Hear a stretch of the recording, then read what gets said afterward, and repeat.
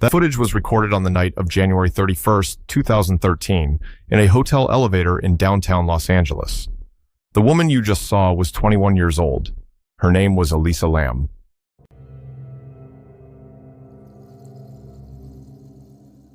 You turn on the shower and the water runs black. You brush your teeth and there's a taste. Sweet, metallic, wrong. In February 2013, at the Cecil Hotel in downtown Los Angeles, this was happening every morning to every guest on every floor. In a hotel where nothing worked quite right, where the elevators stalled, where the hallways smelled, where the price was $30 a night, bad water was just another thing to tolerate. But this wasn't old pipes. For 19 days, a young woman named Elisa Lam had been decomposing in one of the hotel's rooftop water tanks. Every shower, every glass of water, every toothbrush rinsed under the faucet. Hundreds of guests had been consuming water contaminated by her remains. She was 21 years old. And the question most people ask about this case is how she ended up in that tank. But how she got in isn't the real question. The real question is why the tank was accessible in the first place.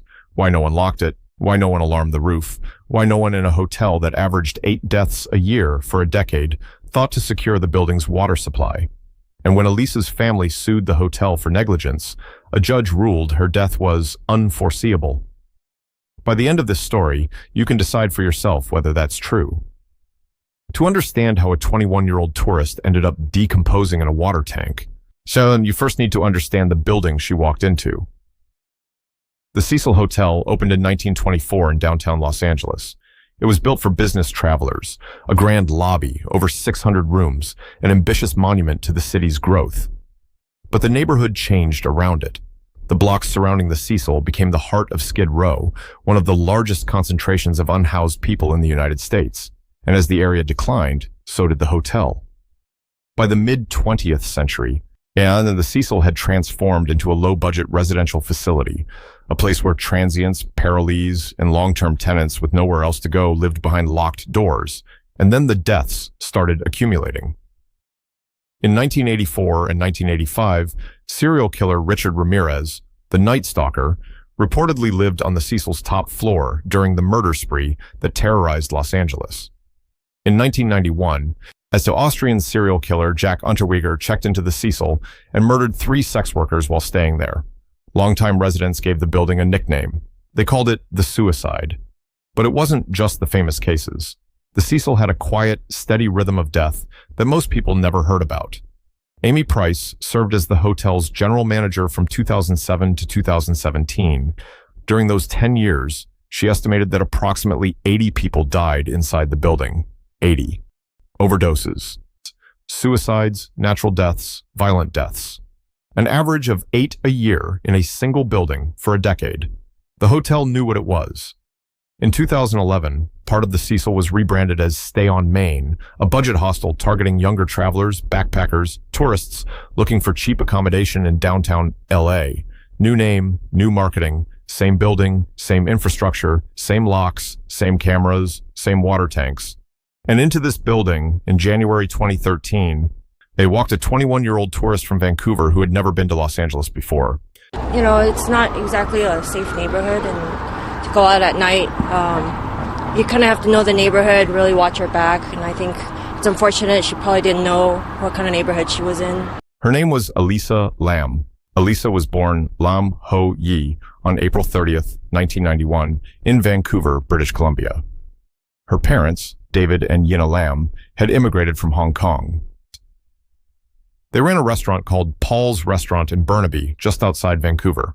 Elisa grew up in a close, loving family, the kind where home-cooked meals and nightly phone calls were not obligations but rituals. She enrolled at the University of British Columbia, where she studied with a quiet intensity that didn't always translate to the classroom. Her real passions lived elsewhere, in fashion and photography and writing.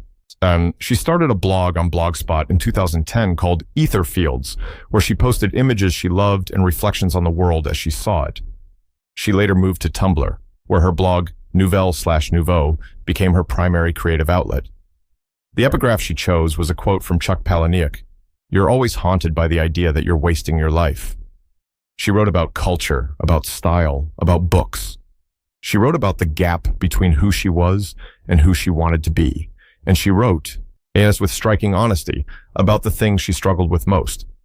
In a blog post from 2012, she wrote, "I feel I am wasting my time compared to my fellow peers. I had a relapse at the start of the term and had to drop 2 of the 3 courses I was taking."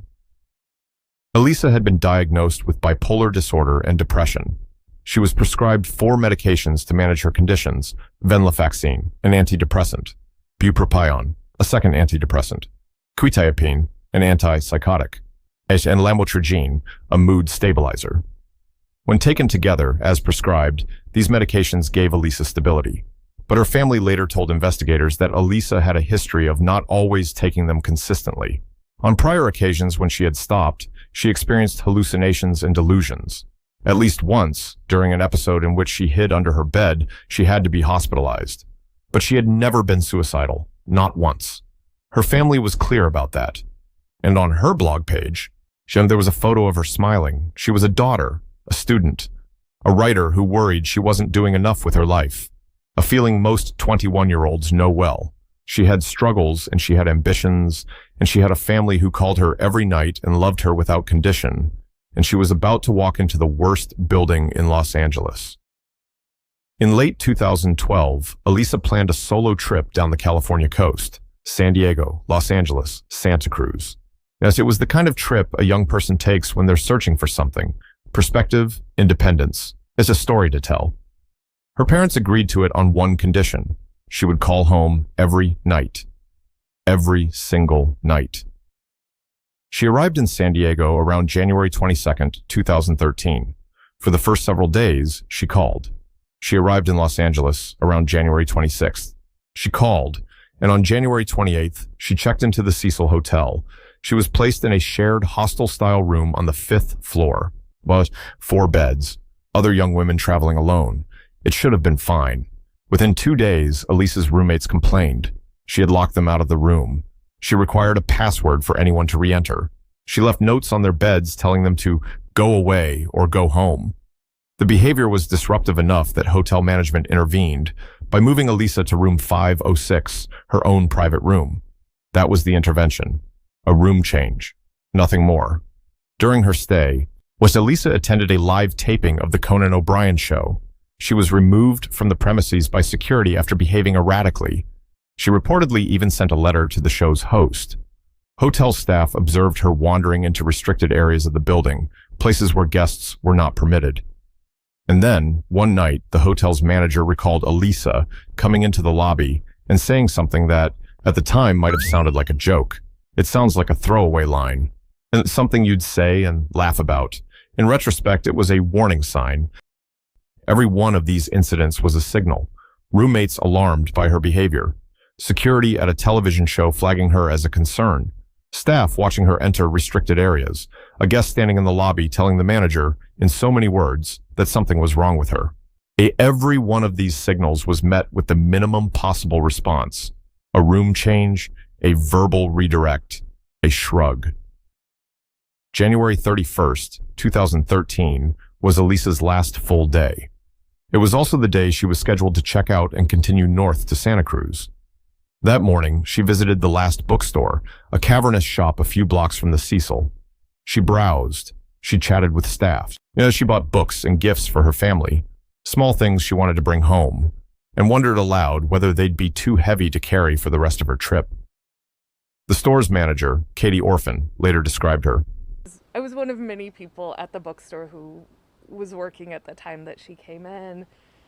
She was very outgoing, I think, in a way that felt overwhelming and even possibly aggressive to some people, because she was going up to folks and talking to them, asking questions about everything from, their recommendations for books and music to places she should visit and how she could get there, because she was a visitor using public transportation. That made her memorable to me and a number of other people who were in the store at the time. Later that day, hotel staff saw Elisa in restricted areas again. She was asked to leave. She walked toward a bank of elevators. That evening, Elisa didn't call her parents. She would never call them again. What happened next was captured on a security camera, the only working camera on her floor. There were no cameras in the hallways of the Cecil Hotel, none on the 5th floor where she stayed. The elevator camera on the 14th floor recorded what are believed to be Elisa's final known moments. The LAPD would later release 4 minutes of footage from that camera. It is the last known recording of Elisa Lam. She enters the elevator wearing a red hooded sweatshirt and dark shorts. She presses a vertical row of buttons, nearly every floor, then retreats to the back corner, as if waiting. The doors stay open. She walks to the threshold, leans her head out, looks quickly in both directions, steps back in, presses more buttons, and the doors still don't close. The elevator's failure to close became one of the most analyzed details in the entire case. Yet an elevator technician later explained that pressing the hold door button would delay the doors, but not for this long. A post-disappearance inspection found no mechanical malfunction. Even the technical explanation doesn't fully account for what we see. Some who've studied this footage believe Elisa was testing the elevator itself, hiding in the corner to see if someone was holding the door from outside, then jumping out in a gotcha moment. When she finds no one, chance and the hand movements become attempts to find what's physically blocking the sensor. It's a reasonable reading, but what the toxicology would later reveal suggests something harder to watch. Her toxicology would later reveal she had been taking her antidepressants, but had stopped taking the medications that kept them in balance. Specifically, venlafaxine, her antidepressant, was present in her blood. She had taken it, but quetiapine, her antipsychotic, was completely absent. She had not taken it at all. Lamotrigine, her mood stabilizer, was present only in trace amounts, suggesting she had stopped days earlier. Bupropion, her second antidepressant, showed only metabolites, meaning she had taken it recently, but not on her last day. In a person with bipolar disorder, antidepressants without the concurrent use of an antipsychotic or mood stabilizer significantly increase the risk of mania. Her sister confirmed to investigators that this behavior, the gesturing, the hiding, the agitation, was consistent with prior episodes. What the internet saw in 2013 was a ghost story.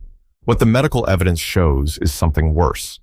A young woman in the grip of a psychotic episode, alone, in a building where no one was watching. And then she steps out of the frame. She doesn't come back. The elevator doors open, close, open again, travel to other floors. The hallway is empty every time. So the elevator was cycling through every floor she had pressed, each button still cued in the system, sending the empty car from floor to floor long after she was gone. What you're watching isn't a ghost story. It isn't a game. It is what happens when a person in the grip of a psychotic episode walks through a building where no one is watching. And there were no cameras in the hallways. This wasn't the only footage police chose to release. It was the only footage that existed. Elisa's parents knew something was wrong before the LAPD did. The nightly phone calls, the condition of the entire trip, had stopped. One day without a call became 2. Then more.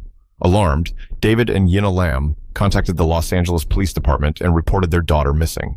Then they flew to Los Angeles themselves. Detective Tim Marcia of the LAPD's Robbery Homicide Division was assigned the case. Officers searched Elisa's hotel room. Everything was still there. Her computer, her wallet, her medications, her belongings. The room was messy, but there were no signs of a struggle, no signs of forced entry, no signs of foul play. They searched the rooms they legally could.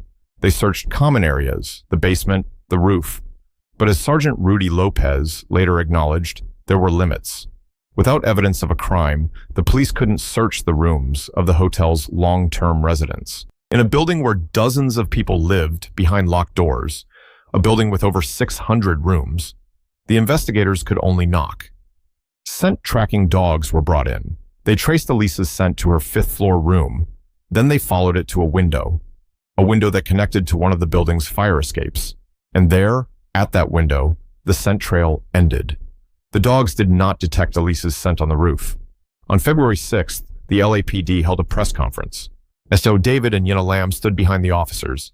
They had flown from Vancouver. They were looking into cameras, hoping someone recognized their daughter. On February 14th, the LAPD publicly released the elevator footage in an effort to generate new leads. Within hours, it had millions of views. Within days, it had become one of the most analyzed pieces of video on the internet. Theories multiplied, forums filled, amateur investigators around the world began dissecting every frame, every gesture, every second of those 4 minutes. But no one was any closer to finding Elisa Lam. The water complaints had been building for days. Low pressure, discoloration. That taste. Sweet, metallic, foul. Guests reported it to the front desk. Staff noted the issues, but the tanks weren't checked. Not immediately. Not for 19 days. On the morning of February 19th, 2013, maintenance worker Santiago Lopez was sent to the roof to inspect the water tanks. He climbed to the rooftop platform. Then he crossed to the base of the 4 large cylindrical tanks, each approximately 4 feet wide, 8 feet tall, with a capacity of roughly 1,000 gallons.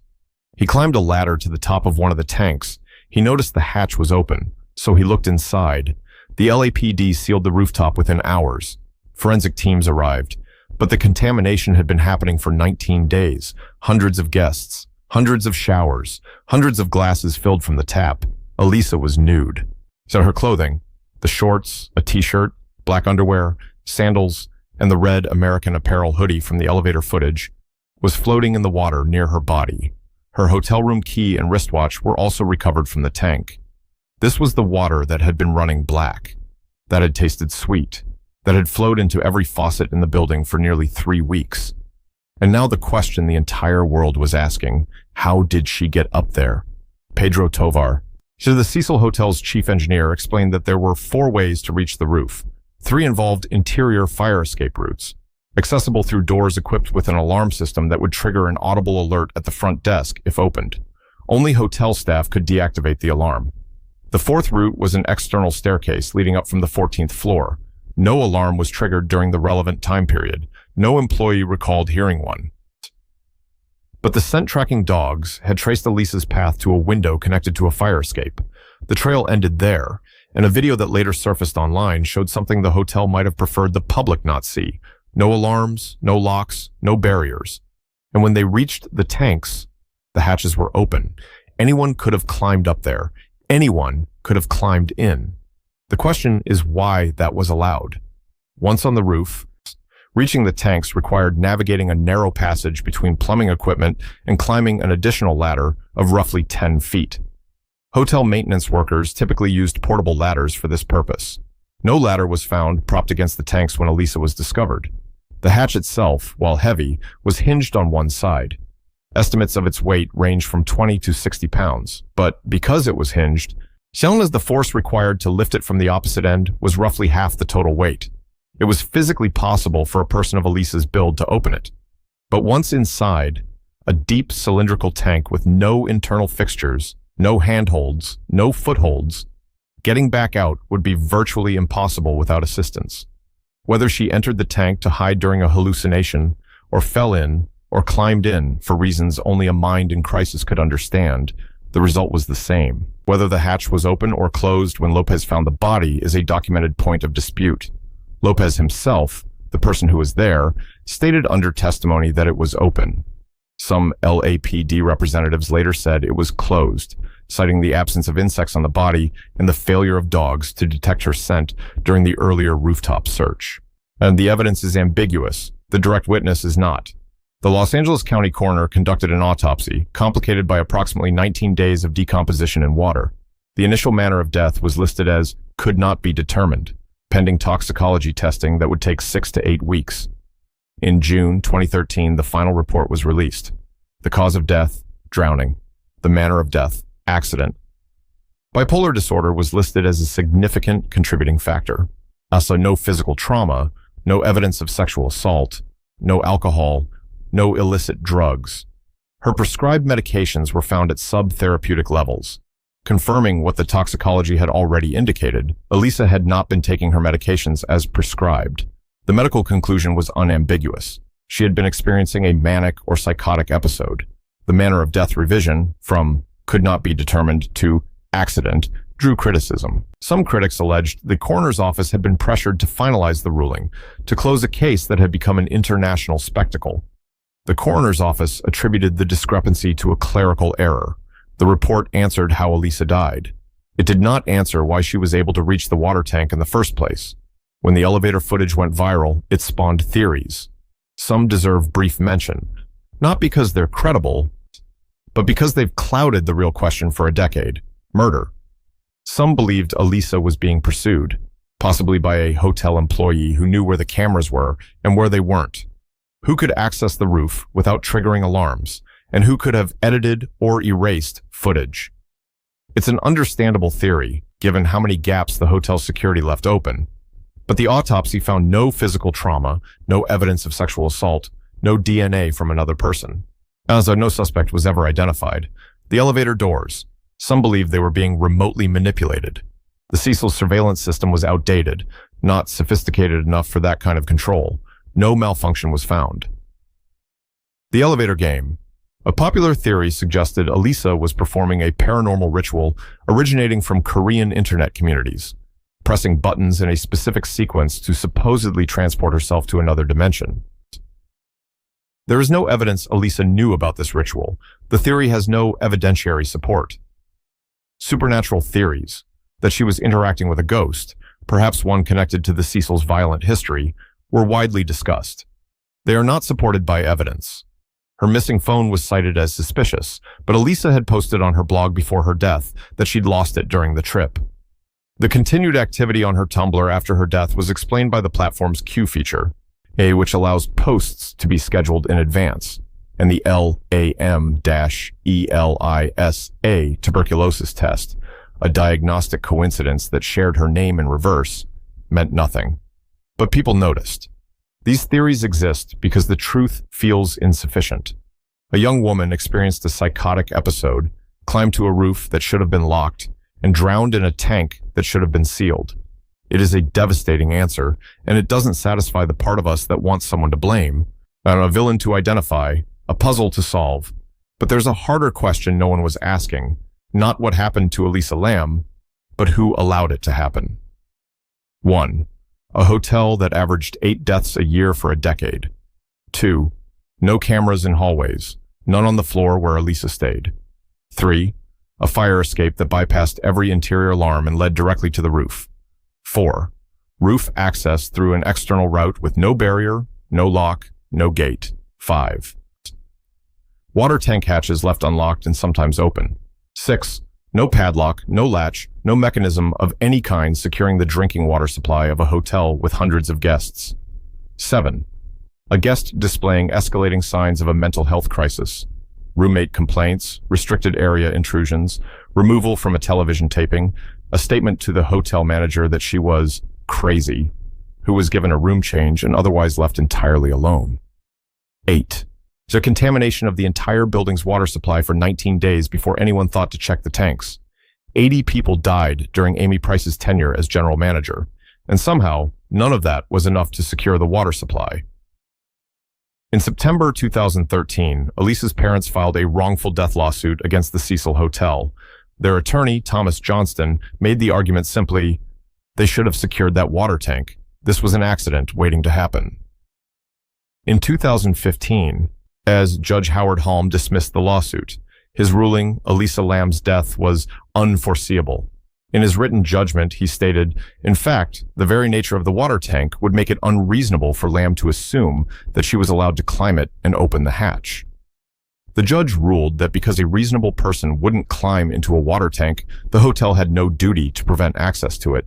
But Elisa wasn't a reasonable person that night, as she was in the grip of a psychotic episode, a fact the hotel had reason to suspect, given the behavior they had watched unfold over the preceding days. A room change was the only intervention they offered, and the roof was open the entire time. There's one more detail worth noting. In 2005, a horror film called Dark Water was released in the United States, a remake of a 2002 Japanese film, itself based on a 1996 short story by Koji Suzuki. In the film, a family moves into a deteriorating apartment building. The water from the taps runs dark. Investigation reveals a body decomposing in the rooftop water tank. The elevator malfunctions. A work of fiction imagined this exact scenario, a body in a water tank contaminating a building's water supply, 7 years before it happened at the Cecil Hotel.